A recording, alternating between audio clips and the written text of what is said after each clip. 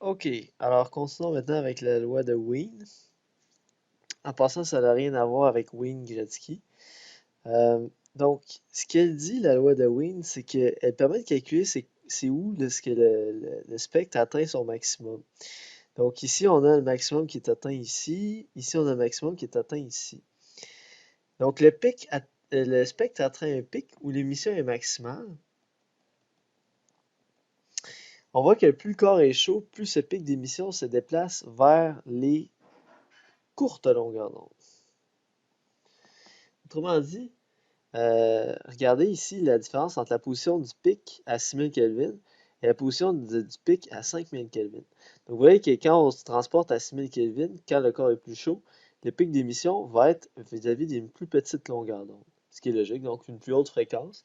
Donc, un rayonnement de plus grande énergie. C'est effectivement logique, c'est ce qu'on avait déterminé au début de la section. On avait dit plus le corps est chaud, plus les couleurs vont. Mettons, on regarde le rond de poil, plus il est chaud, plus ça va tirer sur le jaune. Donc, plus on va vers. Au début, ça commence en rouge. En fait, au début, ça commence infrarouge. Après ça, ça commence à émettre du rouge. Après ça, du orange. Puis éventuellement, ça tend même sur le jaune. Fait que plus le corps est chaud, plus on tend vers les petites longueurs d'onde. Mathématiquement, on peut calculer la position du pic d'émission avec la loi du déplacement spectral de Wien. Donc, la loi de Wien est la suivante. On a la longueur d'onde du pic, longueur max, est égale à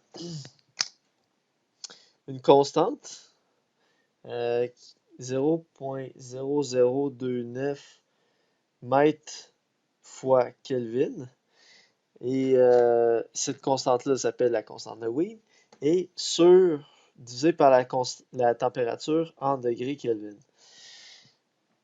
La lambda max, c'est la longueur d'onde où le pic d'émission atteint son maximum, justement, son pic. Et T, la température du corps noir en Kelvin, très important. Donc, il faut que ce soit en échelle absolue, sinon cette équation-là n'a pas de sens. Euh, et juste un petit rappel, pour transformer Kelvin, on prend 1 degré Celsius plus 273,15. Donc, euh, d'autres exemples de spectre d'émission. Donc, vous voyez ici, à 5000 Kelvin, on a un pic d'émission qui est en plein dans le visible, ce qui est environ le cas pour le Soleil, soit dit en passant. Le Soleil, c'est autour de, en tout cas, c'est de cet ordre de grandeur-là, de l'ordre de grandeur, c'est-à-dire la surface du Soleil, parce que le centre du Soleil, c'est pas la même température, mais je parle de la surface du Soleil, c'est autour de 5000 Kelvin, autour de ça. Fait qu'on a fait que la courbe en bleu, ça représente grosso modo le spectre d'émission du Soleil. Fait que son pic d'émission est dans le visible, en fait. Donc, le Soleil, c'est la couleur qui émet le plus, c'est-à-dire les fréquences qui émettent le plus, c'est dans le visible. Son pic d'émission est dans le visible. Mais il émet quand même beaucoup de UV, voyez-vous, on a quand même beaucoup. Quand on est dans les UV, ici, on a quand même une hauteur qui est appréciable. Et on a quand même beaucoup aussi de, d'infrarouge qui est émis ici. Euh, Si maintenant on regarde un objet qui est plus, euh, qui est plus froid, comme par exemple un filament d'une ampoule incandescente, ben, ça va être autour de ici. Donc, en fait, non, ça va être plus froid que ça encore, là. Mais bref, si un objet est à 4000 Kelvin, on va avoir une courbe, voyez-vous, qui va être décalée vers la droite. Voyez-vous, le pic est décalé vers la droite. Fait que la loi de Wien, ce qu'elle permet, c'est d'aller chercher, de faire le lien entre la température du corps et la longueur d'onde vis-à-vis son pic. 3000 Kelvin, ok, là, déjà, on s'approcherait plus d'une ampoule incandescente. Donc, euh, l'ampoule incandescente, voyez-vous, elle va émettre toutes les couleurs visibles. Donc, étant donné qu'elle émet toutes les couleurs visibles, elle va pouvoir donner une lumière blanche. Mais, voyez-vous, la lumière blanche, elle va quand même avoir une prépondérance. Même si c'est blanc, ça va être grosso modo blanc, dans le sens qu'il va avoir toutes les couleurs. Voyez-vous, toutes les couleurs sont présentes, là, du rouge jusqu'au violet. Mais voyez-vous qu'on a une prépondérance, à cause de la forme de la courbe, on a une prépondérance dans le rouge ici. Puis il y a un petit peu moins d'orange, un petit peu moins de jaune. Il n'y a pas beaucoup de vert, pas beaucoup de bleu, pas beaucoup de violet. Ok? C'est la raison pour laquelle une ampoule incandescente, oui, ça donne une lumière blanche, mais c'est une lumière qui a quand même une prépondérance de rouge dedans. Donc, ça donne un éclairage chaud. Euh, un éclairage qu'on appelle chaud. Mais c'est ça qui est ironique dans l'histoire, c'est que, en fait, la couleur la plus chaude en physique, c'est le violet, en fait. Le violet et le bleu, c'est les couleurs les plus chaudes. Et le rouge et le rouge, l'orange, c'est les couleurs les plus froides du spectre visible. Fait que c'est quand même ironique. Mais pourtant, dans la culture populaire, dans notre expérience naturelle des choses, on parle du rouge et du jaune comme étant des couleurs chaudes et le bleu et le mauve comme étant des couleurs froides. Alors qu'en réalité, c'est l'inverse. Donc, en réalité, le rouge, c'est la couleur la plus froide et le violet et le bleu, les couleurs les plus chaudes. Parce que plus votre source de rayonnement thermique est chaude, plus son pic d'émission va se rapprocher du bleu puis éventuellement du violet. Donc, mettons que on pourrait avoir une source qui serait encore plus chaude, mais elle aurait un pic d'émission qui serait encore plus décalé, vous voyez, vers le bleu, vers le violet. Euh, Puis ça, c'est vraiment important. D'ailleurs, les étoiles, euh, quand on veut savoir leur température, on regarde leur couleur. En fait, les étoiles froides, des étoiles qui vont apparaître plus rougeâtres, et les étoiles moyennes, disons blanches, le Soleil, c'est comme une étoile jaune. Puis éventuellement, parce que son pic d'émission est autour du jaune, vert jaune, là. Mais si on avait il y a des étoiles qui sont encore beaucoup plus chaudes que le Soleil, et leur couleur va plus tendre vers le bleu. Donc c'est quand même fascinant de réaliser que encore une fois, la physique vient un peu chambouler notre façon de voir les choses. Tu sais, je disais, j'aime la physique parce que ça permet de voir les choses différemment, mais ça, c'est un superbe exemple. C'est En réalité, la couleur la plus chaude, c'est le violet, violet-bleu. Puis les couleurs plus froides, c'est rouge. Rouge-orange, c'est les couleurs les plus froides. Donc c'est vraiment incroyable. Puis effectivement, une étoile qui tend vers le bleu, elle va être plus chaude, beaucoup plus chaude qu'une étoile qui tend vers le rouge. Beaucoup, beaucoup plus chaude. Euh, Cela dit, tu sais, même si je dis qu'elle tend vers le bleu, elle va quand même être blanche dans ce sens qu'elle émet quand même toutes les longueurs d'onde. Mais il va avoir comme une prépondérance dans la zone du bleu, ce qui fait que ça veut dire qu'elle est très très chaude. Donc elle émet des rayonnements très énergétiques. Les couleurs les plus énergétiques, on se rappelle, c'est le bleu et le violet. Euh, donc, ah oui, puis la courbe que vous voyez ici, la courbe en noir, vous voyez que cette courbe-là, en fait, ça, c'est ce que prévoyait la théorie classique. Il y avait Rayleigh et Jeans qui avaient développé un modèle du rayonnement thermique classique, sans tenir compte de la physique quantique. Et eux, ils arrivaient à, en fait, une courbe qui était complètement à côté là, des résultats expérimentaux. Fait que,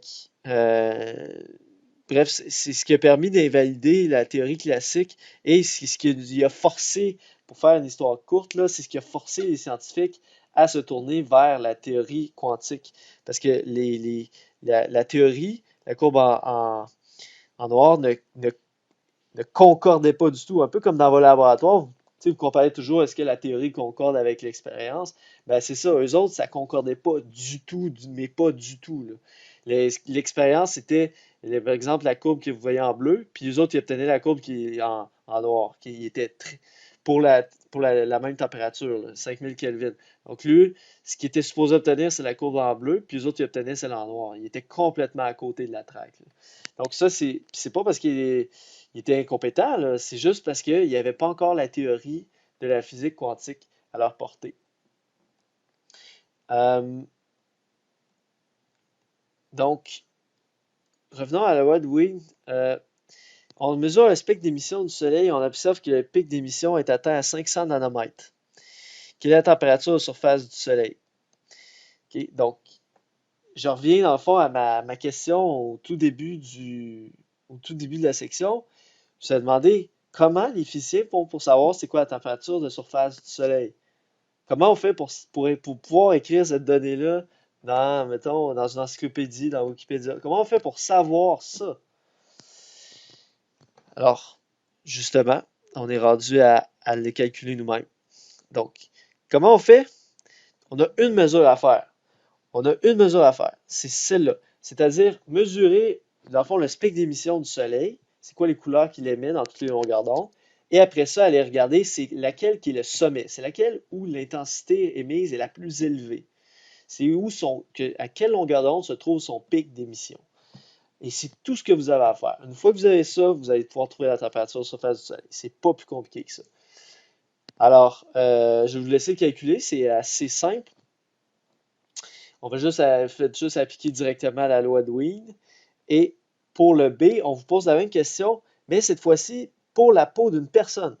Alors, c'est l'inverse. En fait, cette fois-ci, on vous donne la température. On vous dit la peau d'une personne est d'environ 34 degrés Celsius. Si la personne n'est pas malade. Quelle est la longueur d'onde la plus rayonnée, la plus émise par la peau humaine? Donc, à quelle longueur d'onde se trouve son pic d'émission? Et ensuite, on vous demande dans quel domaine du spectre électromagnétique ce pic d'émission se trouve-t-il? Alors, je vais vous laisser quelques minutes pour faire cet exercice.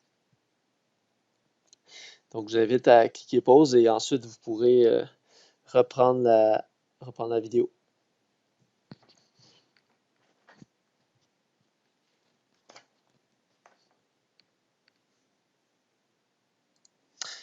Donc, tout simplement, si j'isole la température dans l'équation dans la loi de Wien, je vais obtenir ceci et la longueur d'onde maximale émise par le Soleil, on m'a dit que c'est 500 nanomètres. En passant, 500 nanomètres, ça se trouve à être dans le jaune-vert, autour du jaune-vert. Donc, c'est ça les couleurs qui sont les plus émises. En fait, vert, ouais, c'est ça. C'est le vert qui tire vers le jaune, grosso modo. C'est un peu la couleur d'une ambulance, disons. Tu sais, c'est comme jaune-vert, là, tu sais. Euh, un peu couleur, comme on dirait un peu couleur chartreuse, disons. C'est comme entre vert et jaune. C'est une couleur qui est hyper voyante en passant, là. C'est la raison pour laquelle c'est la couleur des ambulances. C'est hyper voyant, là, parce que justement, c'est la lumière qui est la plus envoyée par le soleil. Donc, c'est la lumière que les yeux se sont vraiment adaptés pour voir bien cette couleur-là, parce que ça correspond à la couleur que le soleil envoie le plus. Donc, vu que cette couleur-là, vu que c'est celle-là qui illumine le plus notre environnement, ben, nos yeux se sont adaptés pour bien voir cette couleur-là en particulier. Donc, c'est la raison pour laquelle cette couleur-là est extrêmement visible. Alors, donc ça donne 5000, grosso modo, si j'arrondis, 5800 Kelvin. Donc, c'est environ la température de surface du Soleil, là. Donc, environ 5800 Kelvin. Donc, voilà, tout ce que vous avez besoin pour trouver la température de surface du Soleil, c'est en fait la loi de Wien avec la constante de Wien. Et vous avez simplement à mesurer c'est quoi la, la longueur d'onde du pic du Soleil. Et voilà, donc c'est pas plus sorcier que ça. Et en B, la température de peau d'une personne, 34 degrés. Donc là, on a T est égal à 34 degrés C, mais on va transformer ça en Kelvin. Ça va faire 307 Kelvin. Euh, Évidemment, il faut travailler en valeur absolue, plutôt en température absolue. Donc, 0.0029, la constante de Wien, sur la température absolue, 307 Kelvin, ce qui va donner 9440 nanomètres. Donc, 9000 nanomètres, évidemment, on est en dehors du spectre visible, on est de loin dépassé 700 nanomètres, mais on est en fait dans quelle zone? Savez-vous dans quelle zone on se trouve? On se trouve en fait dans les infrarouges, euh, dans les IR, infrarouges. Donc, la région infrarouge du spectre électromagnétique. Donc, c'est la raison pour laquelle, donc, autrement dit, les humains, nous, ce qu'on émet le plus, on a un rayonnement thermique et notre pic de rayonnement thermique se fait à environ 9440 nanomètres. Et ce pic de rayonnement se fait dans les infrarouges. Donc, on émet en grande majorité des infrarouges. Notre pic est dans les infrarouges. Je pense que c'est pas très surprenant parce qu'on sait justement qu'on est capable d'obtenir des images de personnes en infrarouge. Donc, c'est pas très surprenant. Ensuite, la loi de Planck. Donc, la loi de Planck, la question est la suivante. Quelle fonction mathématique peut représenter le spectre d'émission d'un corps noir? Comme j'ai dit, c'était vraiment, on fait une histoire très courte là, dans cette section-là parce que, en fait, il y a eu toute une histoire de développement par rapport à ça. Ça s'est pas comme trouvé d'un jour au lendemain, là. Ça a pris vraiment beaucoup de temps pour développer, puis de développement pour, pour en venir à ça. Puis les scientifiques se sont vraiment posés comme question comment faire pour, euh, pour décrire la courbe du rayonnement thermique qui est observée expérimentalement de façon théorique. Avec quelle équation, avec quelle fonction est-ce qu'on peut décrire cette courbe-là? Alors, comme je l'ai dit, il y a eu des essais infructueux avec les théories classiques. Et en l'an 1900, il y a un physicien nommé Max Planck qui a trouvé la réponse. Et lui, il a trouvé la réponse, c'est que l'intensité qui est émise va donner cette fonction-là, qui, comme vous voyez, est assez compliquée. Mais en fait, bon, si on regarde ça, 2pi c carré h, dans le fond, tout ça, c'est une constante. Euh, Ensuite, fois la longueur d'onde à la moins 5. Puis là, on a une exponentielle avec des constantes ici. Et le facteur température, il apparaît ici. Euh, donc, si vous simulez vous pouvez vous amuser d'ailleurs à simuler cette fonction-là sur un logiciel Mathematica, par exemple, peu importe le logiciel que vous utilisez. Euh, donc, simplement, pour les constantes, peu importe, là, vous pouvez prendre n'importe quelle constante, mais avec lambda à la moins 5, ça c'est votre variable indépendante, la variable x, là, en x, sur e à la une constante euh, sur la longueur d'onde moins 1. Puis si vous faites cette fonction-là, si vous la tracez, vous allez effectivement trouver une espèce de fonction qui suit cette tendance-là. Et dans cette formule-là, s'introduit une constante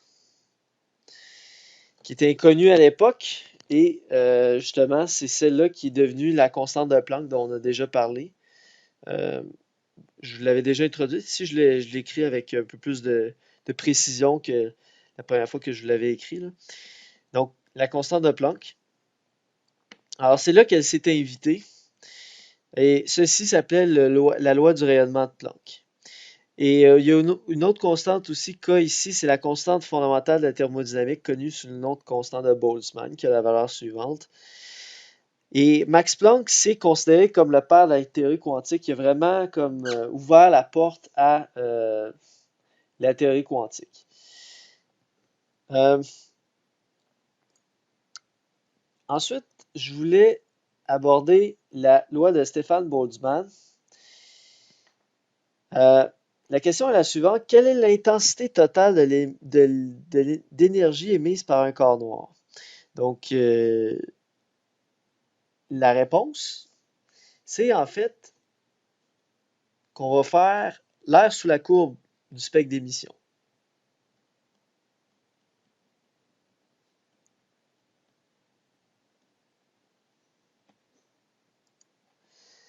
Donc, cela revient finalement à calculer une intégrale.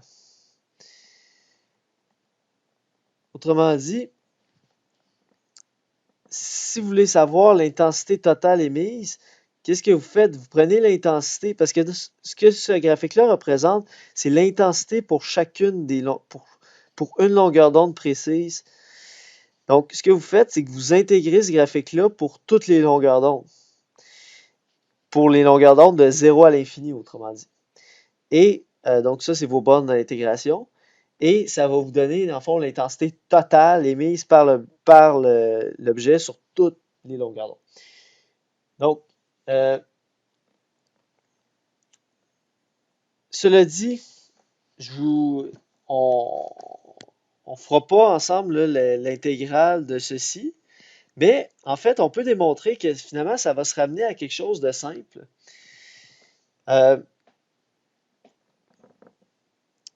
On va voir que l'intensité nette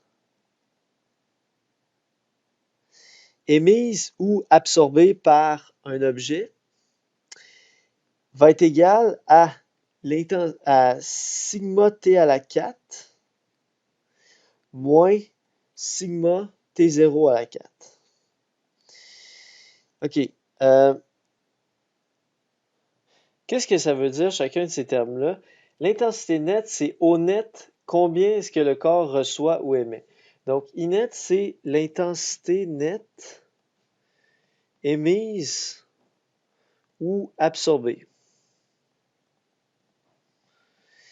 Ensuite, sigma t à la 4, ce terme-là ici, il représente l'intensité émise. Parce que T à la 4, c'est la température de surface du corps. C'est-à-dire, T, c'est la température de surface du corps en Kelvin. Puis cette température-là est mise à la 4 fois la constante sigma. Tout ça ensemble, ça représente l'intensité émise par un corps. Et sigma T0 à la 4, ça représente l'intensité qui est absorbée par le corps. Ça veut dire que, parce que T0, en fait, ça représente la température de l'environnement dans lequel se trouve le corps. Toujours en Kelvin. Les températures ici sont toujours en Kelvin. Donc, autrement dit, plus la température de l'environnement, T0, c'est la température de l'environnement. Plus vous êtes dans un environnement qui est chaud, à ce moment-là, plus vous allez absorber du rayonnement. Plus vous allez absorber de la chaleur puis du rayonnement. Alors que ici, ça, c'est la température du corps lui-même. Donc, plus la température du corps est grande, plus il va émettre du rayonnement, ce qui est logique. Donc, autrement dit, ici, qu'est-ce qu'on fait? C'est qu'on fait la soustraction des deux. On fait ce qui est émis moins ce qui est absorbé.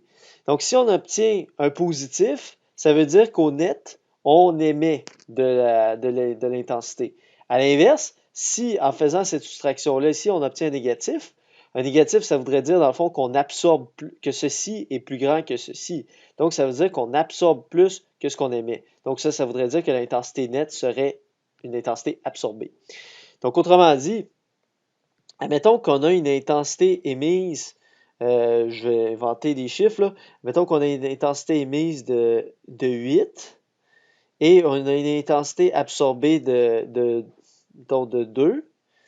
À ce moment-là, ça veut dire qu'au net, on émet 6 d'intensité. Okay? C'est ça l'idée. Donc, on soustrait ce qu'on émet moins ce qu'on absorbe, puis ça donne comme au net combien on absorbe ou au net comment on émet. La constante, là, vous voyez apparaître une constante sigma ici. Donc, je vais vous la présenter. Le sigma, c'est la constante de Stefan Boltzmann. Donc, la valeur est indiquée ici. Donc, ça, c'est ce qui permet d'aller chercher la valeur d'intensité mise. Donc, si on veut savoir combien d'intensité émet un corps à un certain moment, c'est très simple. On fait juste prendre sa température et la mettre à la puissance 4 et ensuite multiplier par la constante de Stefan Boltzmann pour obtenir l'intensité émise par le corps. Donc, et pour obtenir ceci, dans le fond, comme je dis, qu'est-ce qu'on a fait? C'est qu'on a fait l'intégrale de la fonction d'intensité I lambda. I lambda, dans le fond, c'est l'intensité, mais pour chaque longueur d'onde. Mais on a fait cette intégrale-là pour toutes les longueurs d'onde de 0 à l'infini. À partir de la loi de Planck ici. Pardon. Donc, une dernière chose aussi que je veux mentionner, c'est la puissance lumineuse qui émet un corps noir. Alors, la puissance lumineuse, c'est-à-dire sa luminosité.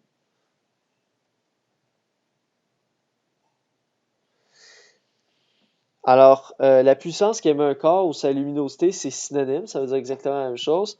C'est donné par L est égal à I fois A. Autrement dit, A, c'est l'air de la surface émettant le rayonnement. Okay? Donc, admettons, vous voulez savoir c'est quoi la puissance qui émet le Soleil. Ben, à ce moment-là, vous prenez l'air de surface du Soleil. Okay? Donc, dans ce cas-ci, ça serait l'air d'une sphère. Okay? On assimile le Soleil à une sphère. Si, mettons, vous voulez savoir la puissance émise en rayonnement par votre corps, à ce moment-là, il faudrait estimer l'air de superficie de toute votre peau au complet. OK. Donc A, c'est l'air qui émet le rayonnement, la superficie. Et I, c'est l'intensité totale émise par le corps. Donc, si on fait la multiplication des deux, ça donne la puissance. Autrement dit, une intensité, c'est finalement, c'est des watts par mètre carré.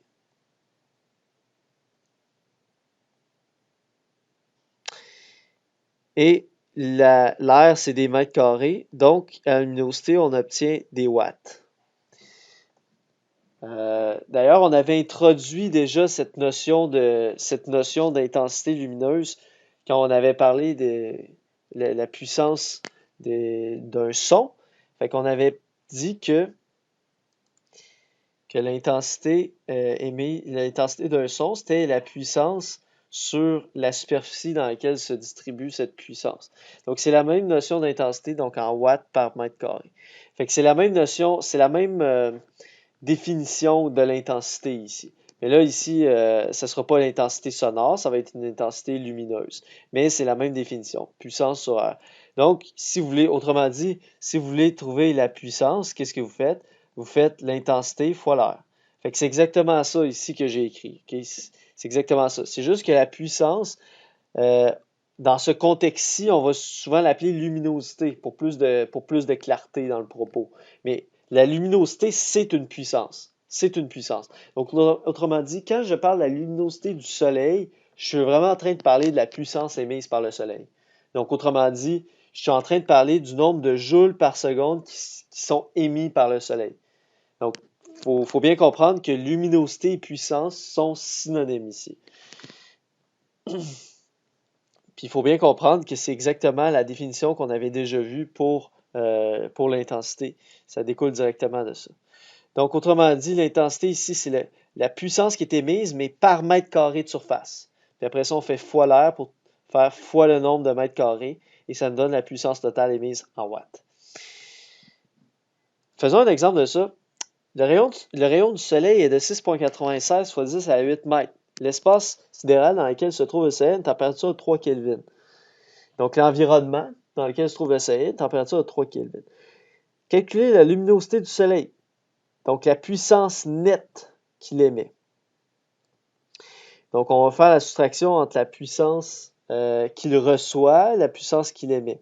Évidemment, vu qu'il est dans un environnement à seulement 3 Kelvin, il ne reçoit pas beaucoup de puissance par rapport à ce qu'il émet. Alors, je vais vous laisser essayer l'exercice A et B et vous pourrez ensuite reprendre la prochaine vidéo.